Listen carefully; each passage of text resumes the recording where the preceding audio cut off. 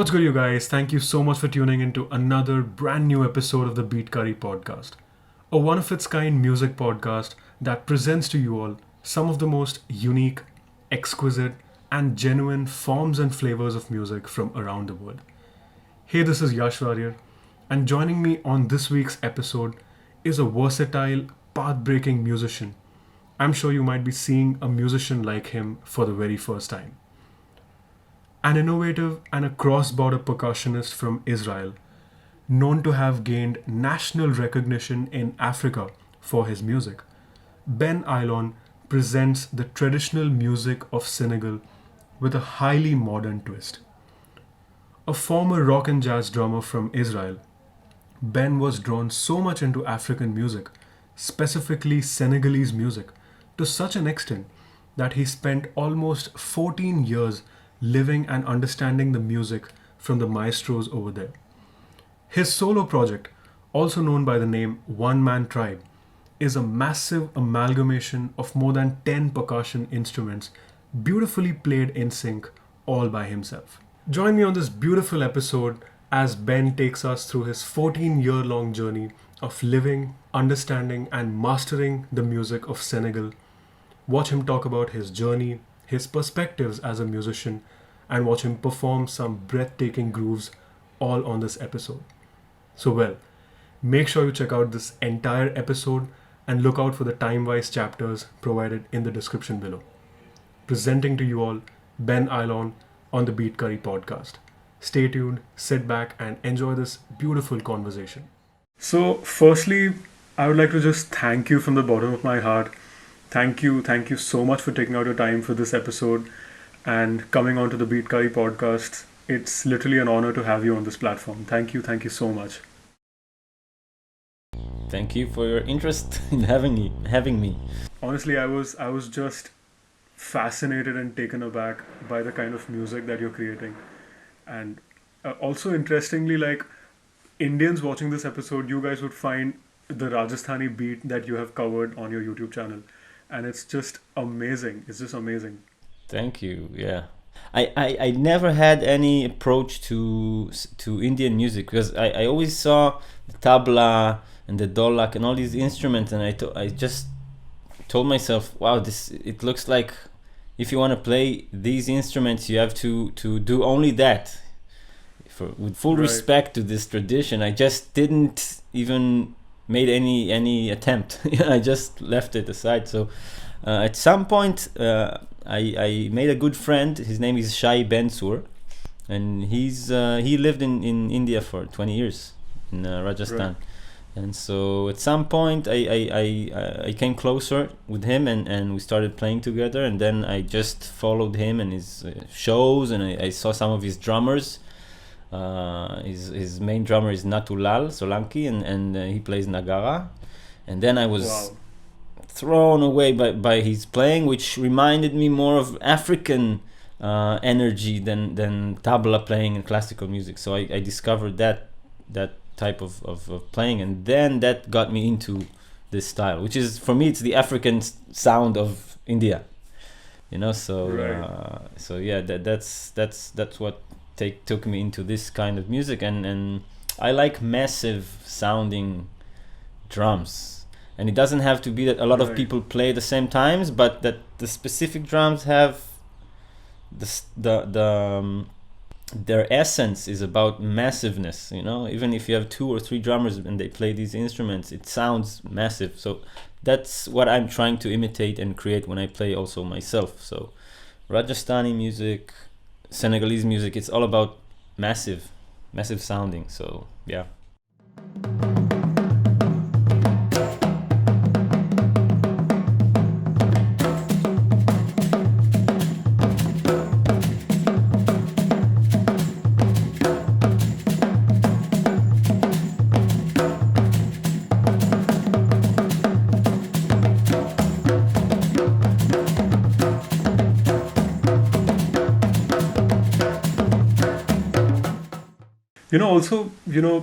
It's a salute to some really absolutely out of the box musicians like you.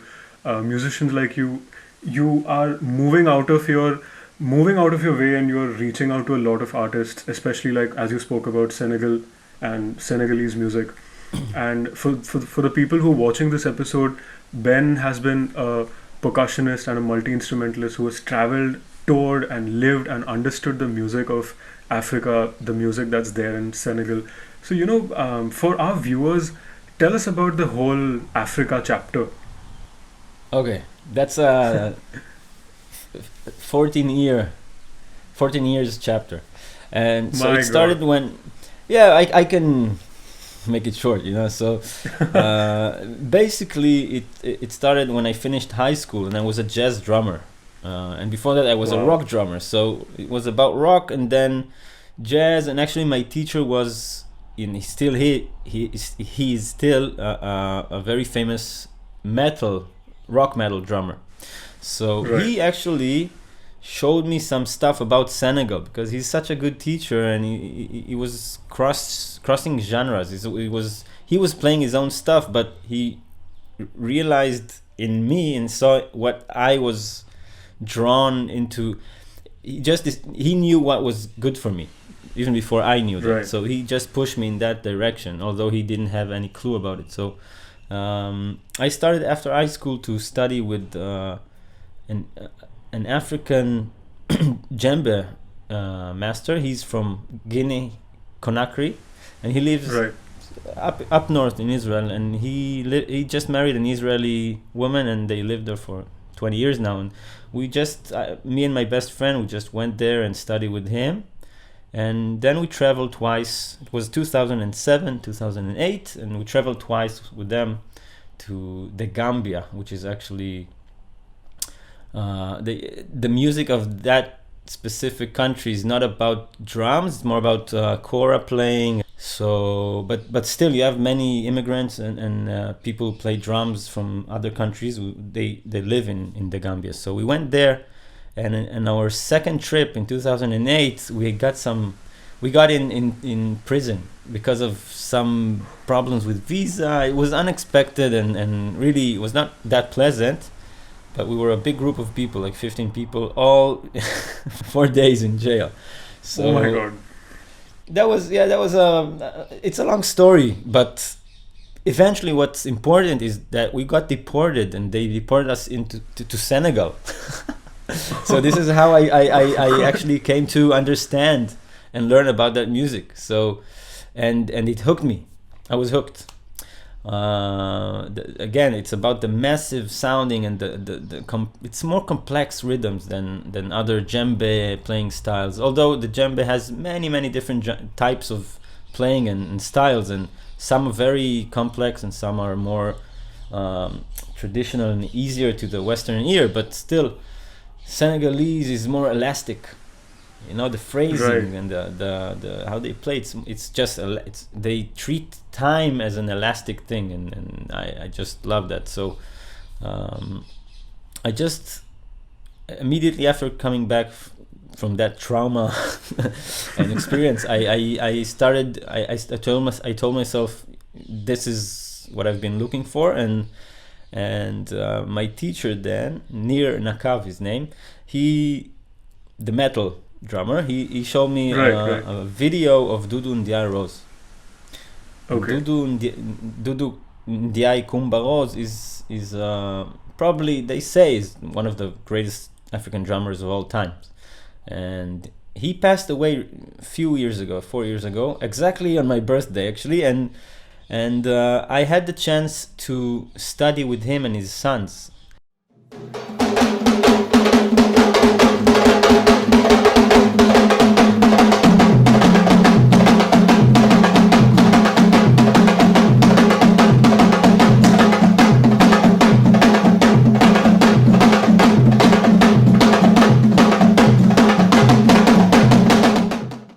In the last 10 years, I've been going on and off to Senegal, and I was lucky enough to experience his live playing with all this group. It's like 50 drummers, female drummers, Wow. and also Wow. male drum all together.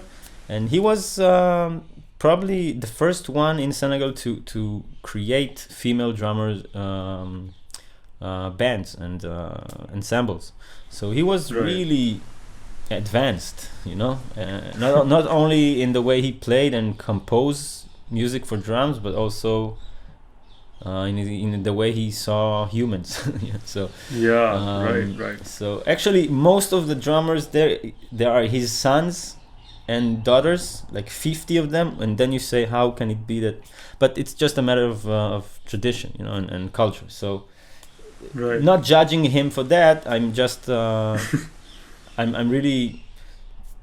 really appreciate all his doing and his activity.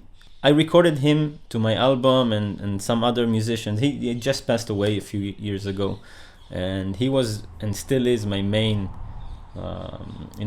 influence. And so when I play, all my solo show is about taking his compositions and playing it by myself. So when I came back to Israel after being in Senegal in 2010 for the first time, no one here really knows this kind of style, this style of Senegalese music. Most of the people, they play djembe.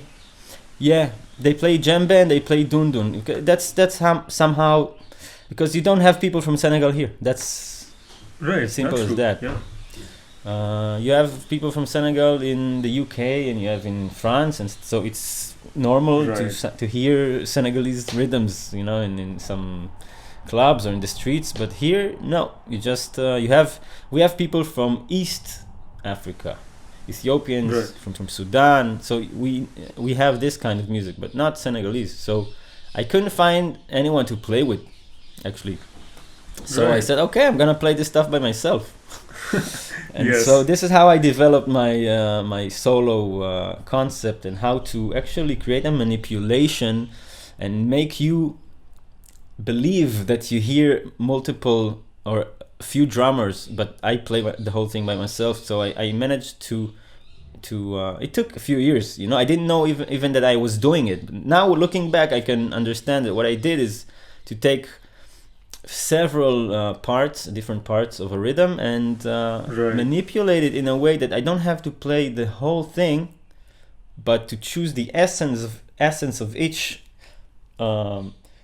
part and put it out in a way, and then to create a puzzle that creates a massive sound or massive feeling.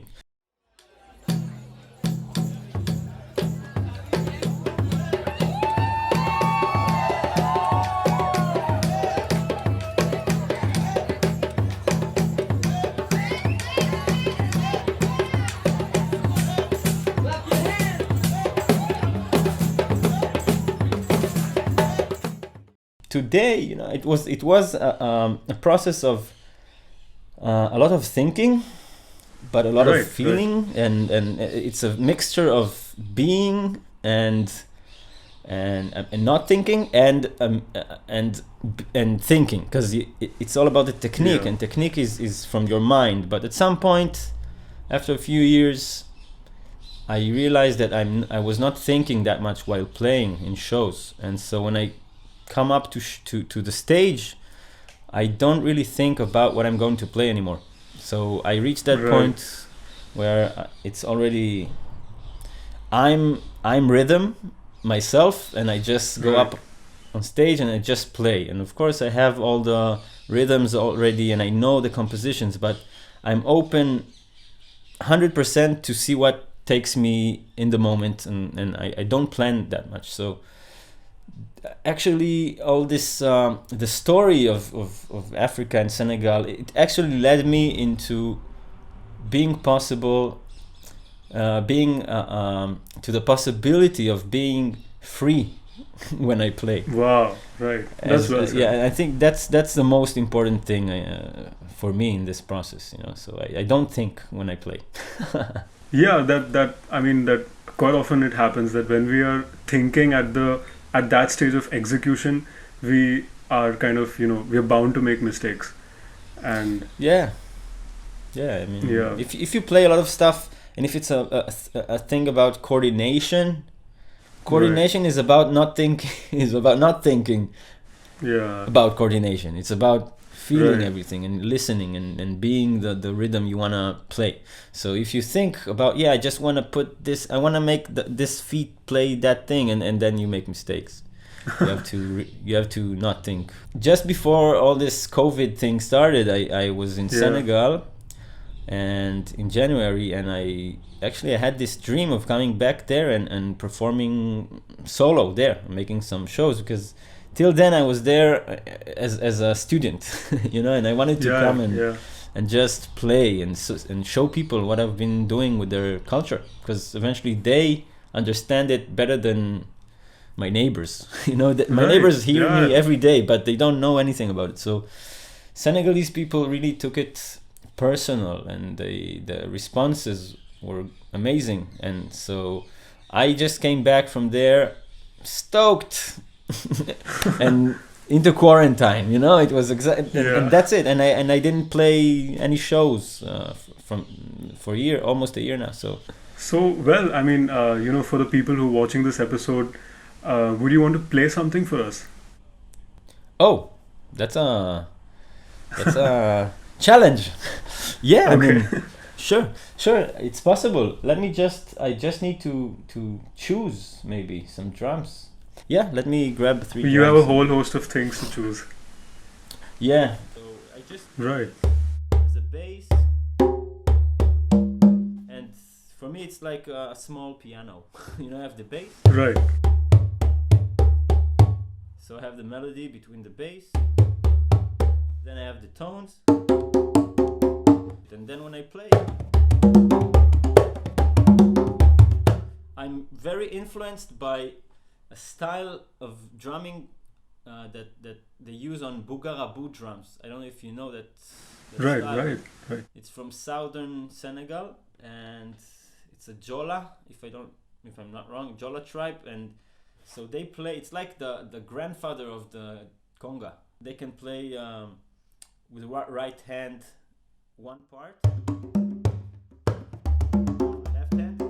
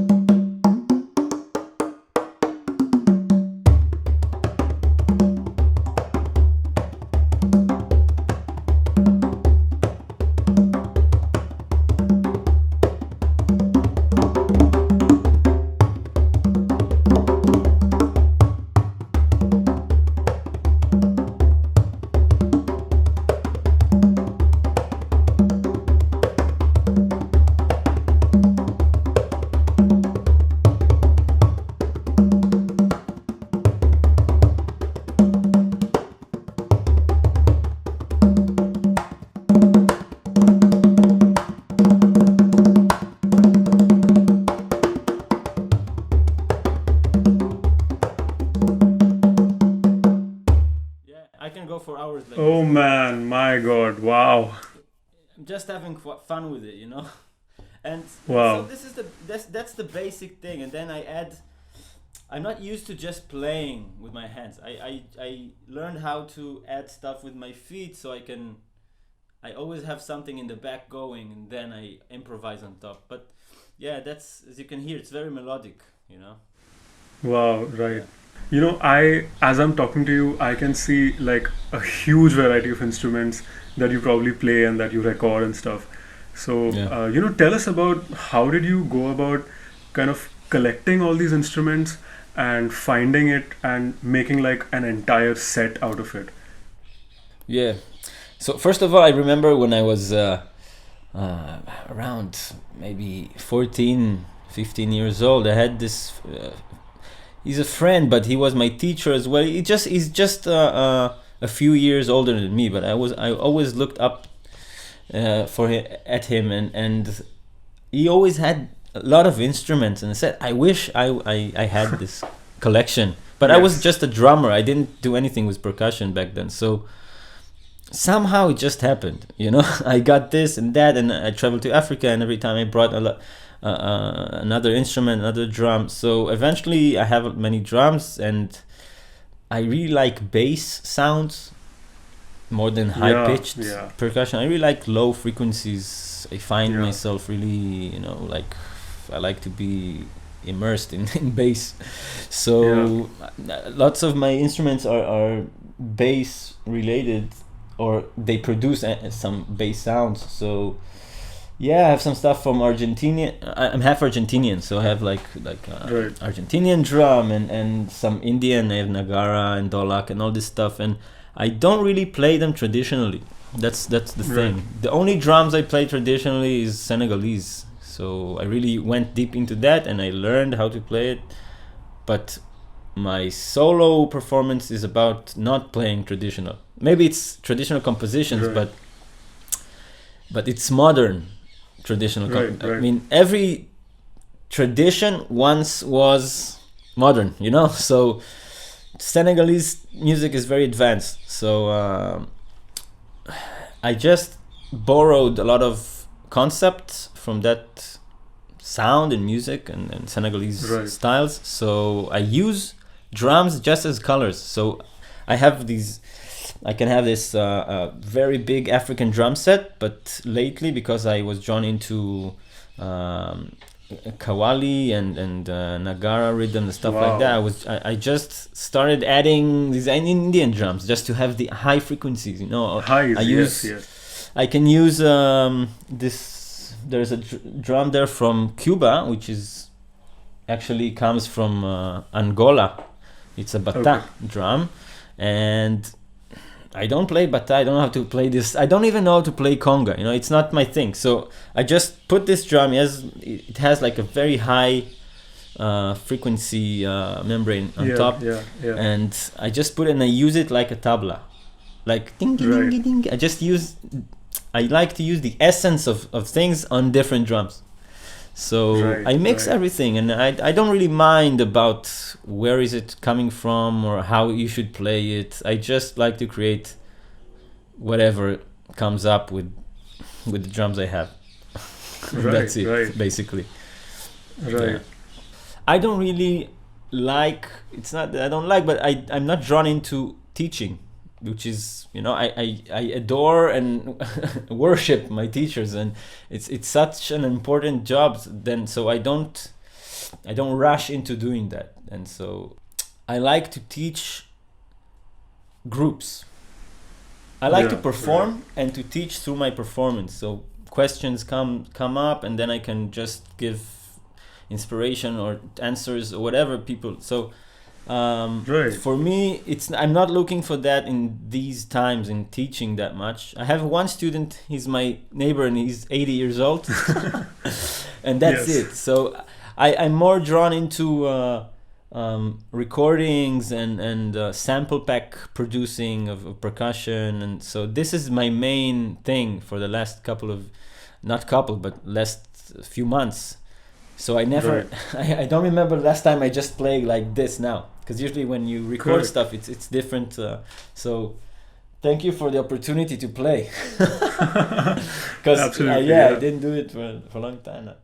Even when you perform, like, you know, you spoke about how you've been kind of extensively performing, especially before the COVID times. Uh, what was the audience reaction that you got? Because I'm sure they are seeing something like this for the very first time, or it's such an out of the box concept. How are people reacting? Yeah, well, it depends where. And I didn't have many opportunities to play my own solo thing outside of Israel, only in Senegal, Right, and which was the most important thing to play it for them. And here, I must say that Israelis, because we are a mix of almost every country is a mix of cultures, in a way. But here is really a right, melting pot of not only culture but like ethnicities and different mentalities. You have people coming from Eastern Europe and Western Europe and North Africa, and it's really a mix. But absolutely, absolutely. everybody is really open to music because it is a main thing here, but it's not like it's not like in countries like African countries or India where it's like really in the base of things. Right, Um, right, but still, people are very open. So when I play and people see that for the first time, they are stoked. I mean, I even played my first show. I had like a 2 year break from solo shows a few years ago, and when I came back and did my first one, it was near my house in a bar. Okay, and people usually they listen there to some, I don't know, like some up to date music or like DJ or like stuff like that. And then I came right. and I just put and the owner is my friend, so I just put my drums, like my big drum set, and everybody was like, "What is going on here?" And I Right, also, when I play, I mic the whole thing, and I put a very long and big reverb, so it sounds huge. right, So right. even bigger Huge. than it is. So I just crashed the place. I just played like like these are Senegalese people who get it, and everybody was in shock in a way, but they were happy. So when I play, it Wow, feels wow. like people are surprised, but they get it. Somehow they get it, Correct, correct. and that's surprising. So, well, thank you so much, Ben, for taking out your time for this interview. It was a great time interacting with you, and honestly, thank you so much. Is there like a message that you would like to give for all our Beat Curry audience? Wow. First of all, I think what you're doing is great, and I wish you a lot of success, and that you reach a lot of audience and people, because eventually our role as musicians is to inspire each other and reach new people that don't know about it, and influence them, because music unites. And every any activity you do in order to enhance and join people around music, it's blessed. So I wish you lots of luck with the project. Thank you so much. That really means a lot to all of us. Thank you so much.